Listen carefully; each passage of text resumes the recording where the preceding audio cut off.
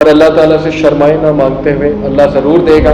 हमारी यूथ जो है वो सफ़र कर रही है, इस बात को याद रखें। और उन पर बहुत बड़ा अटैक आ रहा है, बहुत बड़ा अटैक, कुफर का, इल्हाद का, सेकुलरिज्म का, लिबरलिज्म का। हमारे इदारे एग्रेसिवली वर्किंग कर रहे हैं हमारे बच्चों को। तो बहरहाल यही एक्सपेक्ट अल्लाह कह रहा है, कद अफ़लह मन ज़क्का, कामयाब है वो जिसने मुकाबला किया इस चीज का, जिसने करेज शो किया, जो खड़ा हुआ है। वक़द ख़ाब मन दस्साहा, और तबाह है वो शख्स जिसने सबमिट कर दिया, जिसने कोई मुकाबला, जिसने घुटने टेक दिए, वो तबाह है। यानी कि उसको मुसीबतें आएंगी बहुत ज्यादा, उसने अपने आप को खुद जो है वो मुसीबत में डाल दिया। ये सूरह शम्स में अल्लाह ताला हमारी इस तरफ तवज्जो दिला रहे हैं। तो नबी का जो मैकेनिज्म नबी सल्लल्लाहु अलैहि वसल्लम ने दिया, फ्रेमवर्क, वो तज़किया का है। हमारा भी एजुकेशन सिस्टम तज़किया बेस्ड होना चाहिए। उसी से इंसान बनता है, उसी से इंसान आप बनता है, वरना तो जानवर है।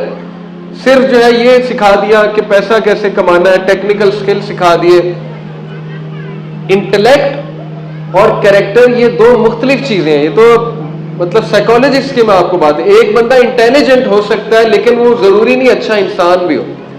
तो हमारे इदारे यस इंटेलेक्ट सिखा देते होंगे, आईक्यू बढ़ा देते होंगे, लेकिन क्या वो कैरेक्टर भी सिखाते हैं, क्या वो इंसान को इंसान बनाते हैं, ये सोचने की बात है। वो नहीं हो सकता जब तक वो तज़किया पर बेस्ड करिकुलम ही नहीं है। कैसे हो सकता है? और कुरान से ज्यादा तज़किया और क्या चीज करती है? तो बहरहाल वयुज़क्कीहिम वयुअल्लिमुहुमुल किताब वल हिक्मा, और वो सिखाता है इन्हें किताब और हिकमत। ये हदीस है, हिकमत मुफस्सिरीन के नजदीक। तो हदीस रिजेक्टर जो है, जो आज का एक बहुत बड़ा फितना है, हदीस को रिजेक्ट करने वाले, वो आपने देखे होंगे आजकल बड़ी डिस्कशंस होती हैं। तो कितनी बड़ी कोताही है कि वो हदीस को टोटली रिजेक्ट कर देते हैं, जबकि हिकमत क्या, अल्लाह ताला ने कुरान को महफूज किया है। कैसे हो सकता है अपने नबी सल्लल्लाहु अलैहि वसल्लम के तौर तरीकों को महफूज नहीं करेगा अल्लाह? दीन पूरा महफूज है, और दीन में फिर हदीस भी आती है। फिर वो सही हदीस, ज़ईफ हदीस, वो देखे अल्लाह ने ऐसे लोग पैदा किए जिन्होंने हदीस की तखरीज की हुई। मनगढ़ंत हदीस उन्होंने बताई, कौन सी ज़ईफ कौन सी है, हसन कौन सी है, सही कौन सी है, वगैरह वगैरह, मुरसल कौन सी है, गरीब कौन सी है। पूरी साइंस है हदीस, साइंस।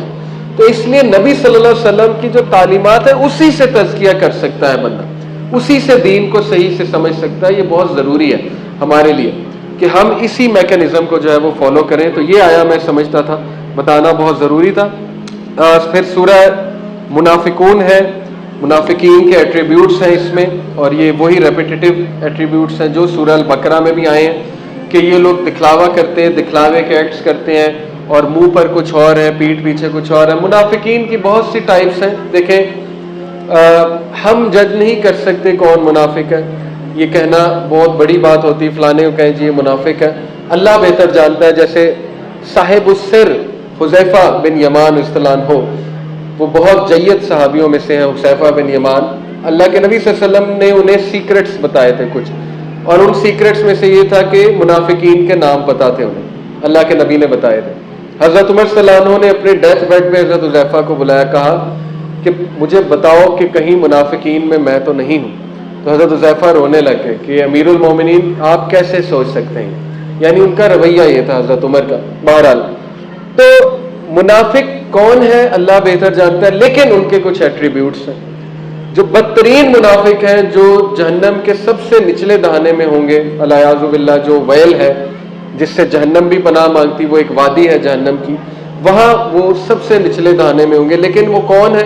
वो अब्दुल्ला बिन उबई जैसे रईसुल मुनाफिकीन जो था, यानी वो ऐसे मुनाफिक है जो इस्लाम का लबादा ओढ़ के इस्लाम को डैमेज करते हैं, रूट्स खोखली। लेकिन मुनाफिक की निशानियां फिर ये भी हैं, लेकिन ये वो वाला तो नहीं जो बिल्कुल एंड में होगा, लेकिन निफाक है इसके दिल में, जो जब बोले झूठ बोले, जब वादा करे वादा खिलाफी करे, लड़ाई करने पे आए तो गालम गलोच बहुत करे, यानी कि एग्रेसिव हो बहुत ज्यादा, गालम गलोच बहुत करे। ये भी निफाक की निशानियों में से है।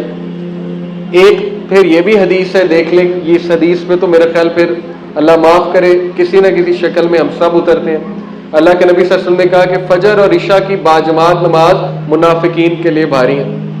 तो फिर तो मुनाफिक जो है वो आप सोच ले, फिर सहाबा का क्या कैटेगरी थी। वो जो शख्स फजर में नहीं आता था, सहाबा उसे मुनाफिक समझते थे, मतलब उससे दूर दूर होते थे। तो एनीवे, वो तो खैर सोसाइटी कुछ और थी। बहरहाल, तो ये है कि हर बंदे को मुनाफिक नहीं कहना चाहिए, ना ही जज करना चाहिए, लेकिन मुनाफिक इंसान को देखना चाहिए कहीं मैं तो मुनाफिक नहीं हूं, मुझ में तो निफाक नहीं आ गया। अल्लाह मतहिरना कुलूबना मिन निफाक व आमालना मिन रिया, ये दुआ भी सिखाई निफाक से बचने की। सूरह तगाबुन की वर्स नंबर 11 मैं सुनाना चाहूंगा इंशाल्लाह। इसमें अल्लाह ताला एक कॉन्सेप्ट हमें बताते हैं, मा असाबा मिन मुसीबतिन इल्ला बिइज़्निल्लाह व मन युमिन बिल्लाहि यहदी क़ल्बहु वल्लाहु बिकुल्लि शैइन अलीम। कोई मुसीबत तुम पर नहीं आती एक्सेप्ट बिइज़्निल्लाह, अल्लाह के इज़्न के सिवा। ये बड़ा स्ट्रॉन्ग कॉन्सेप्ट है।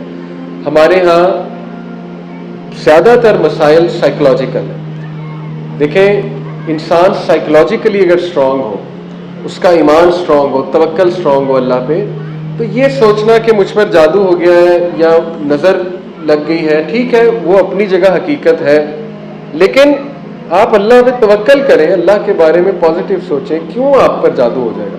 अल्लाह को तालीम देना चाहेंगे, लेकिन इसके अलावा तो कोई आपको नुकसान नहीं पहुंचा सकता।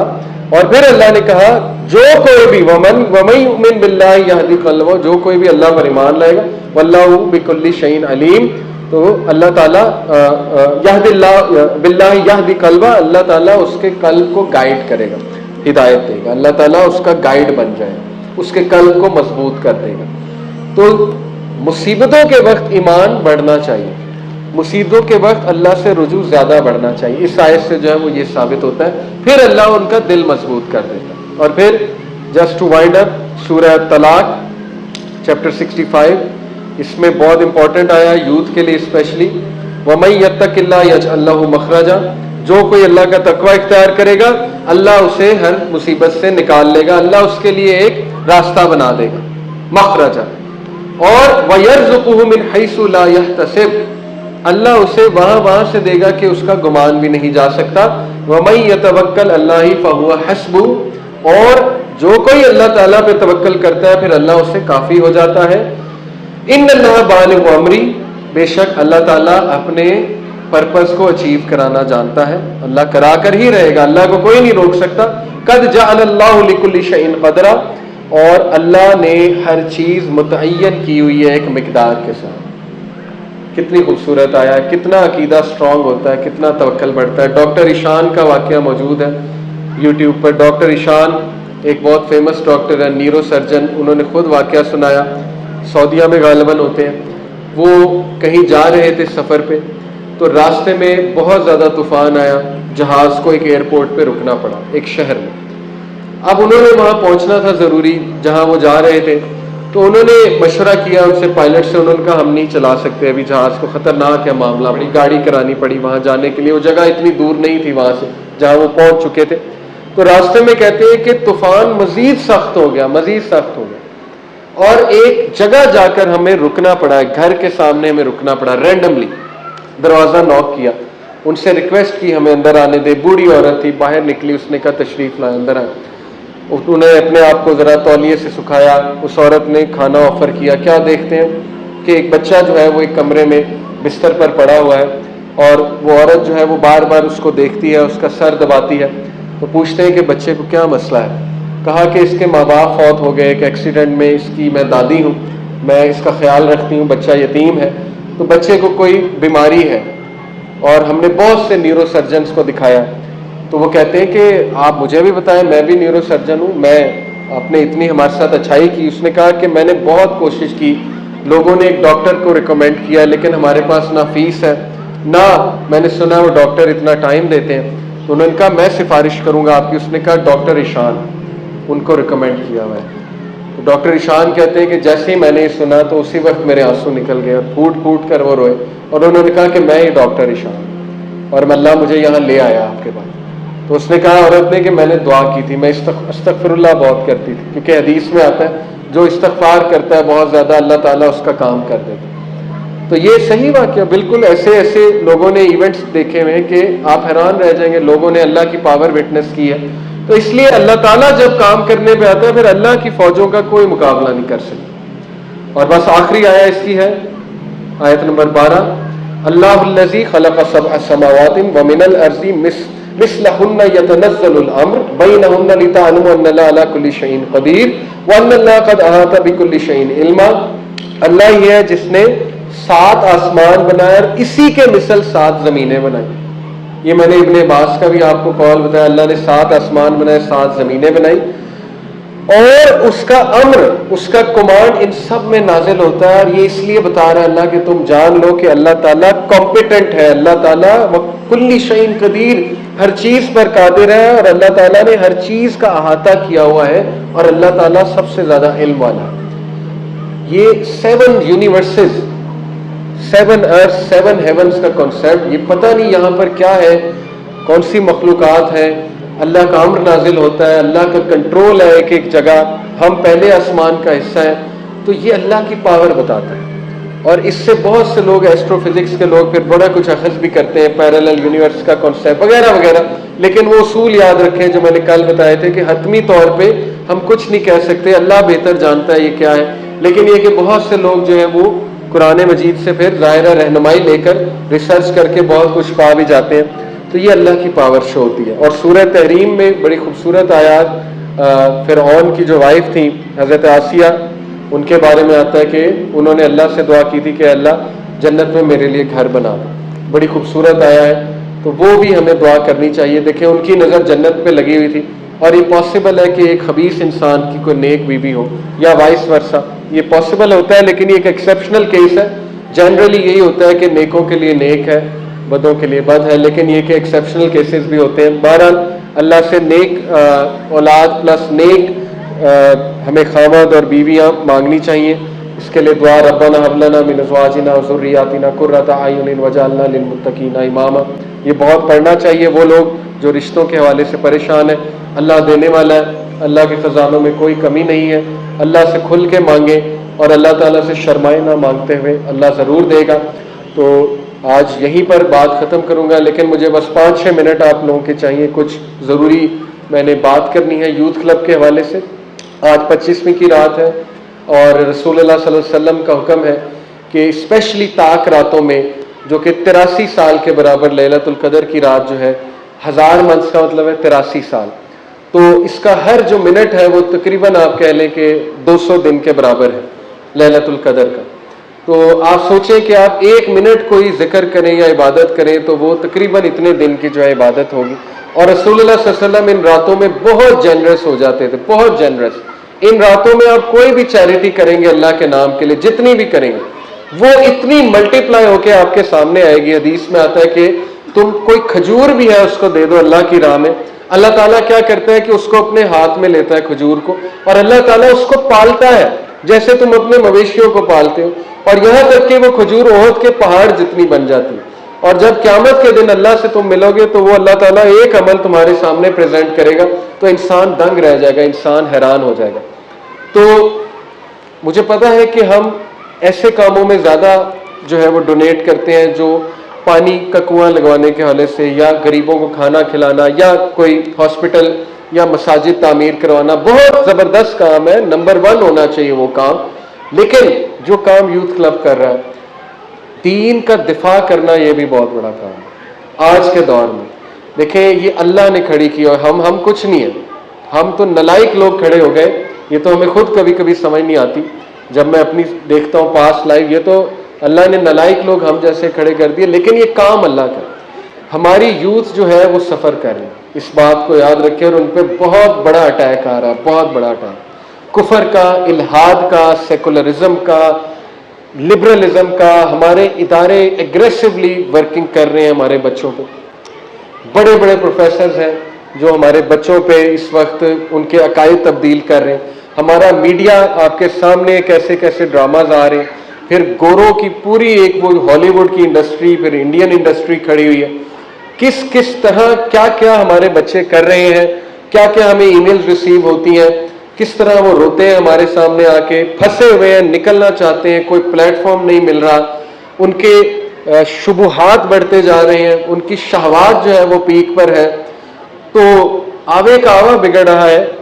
इस स्टेज पे दीन का दिफा करना ये हम सब की जिम्मेदारी है, और रसूलुल्लाह सल्लल्लाहु अलैहि वसल्लम की सुन्नत को रिवाइव करना, और नौजवानों को होप देना, नौजवानों को ऐसी एवेन्यूज देना नौजवानों के लिए मीडिया पे आके वो काम करना, हमें कितने मैसेजेस आते हैं अल्हम्दुलिल्लाह कि आपका मैंने ये पॉडकास्ट देखा तो मुझे इससे तकवीत मिली।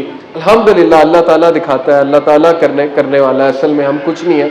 तो ये सारे जो काम है जाहिर है इसके लिए हमें आपकी सपोर्ट की जरूरत है। हमने अल्हम्दुलिल्लाह ऐसा इदारा यूथ क्लब खड़ा किया कि हम उन लोगों को नौकरियां भी देते हैं अल्हम्दुलिल्लाह, जो हमारे बच्चे गलत साइड पे चले जाते हैं, हम वो मीडिया के लोग इधर हायर करते हैं कि हमारे साथ काम करो। ये आपको नजर आ रहे हैं माशाल्लाह, ये अपनी एनर्जी इधर स्पेंड कर रहे हैं, लेकिन ये कि हमारी जिम्मेदारी है कि हम इन लोगों को कुछ दें। इनकी तनख्वाहें भी हैं जाहिर है, लेकिन जाहिर है कि हमारी कोशिश होती है कि 90% जो पैसा है वो काम में यूज हो, और बाकी जो एडमिनिस्ट्रेशन का काम है जाहिर है तनख्वाहें हैं उनमें भी काम तो करना है ना, एक ऑर्गेनाइजेशन खड़ी करनी है।